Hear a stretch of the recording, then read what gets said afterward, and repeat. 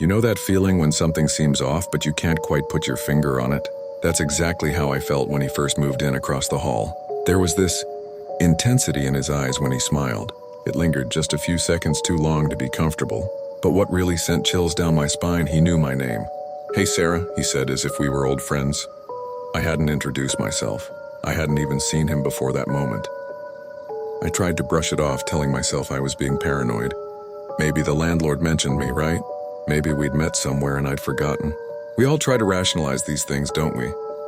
That night, I found a note under my door, the kind of note that makes your stomach drop. "Nice to finally live across from you," it read. "Been waiting for this unit to open for years." Finally, waiting for years? My hand started shaking as I read those words over and over. Something in me snapped. Call it instinct, call it self-preservation. I did what I should have done the moment he said my name. I looked him up online.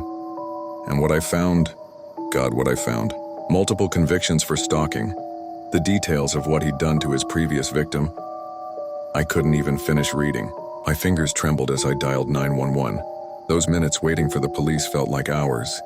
Every creak in the hallway made my heart stop. When they finally arrived and searched his apartment, they found a notepad. Pages and pages of details about my life, my schedule, my habits, and plans. Horrible plans of what he intended to do.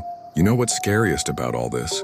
If he hadn't been so eager, if he hadn't slipped up by knowing my name, if he hadn't left that note, I might not be here telling this story. Sometimes the most dangerous predators aren't strangers lurking in dark alleys. They're the ones hiding behind a neighbor's smile.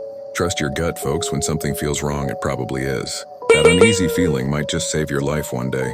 It saved mine.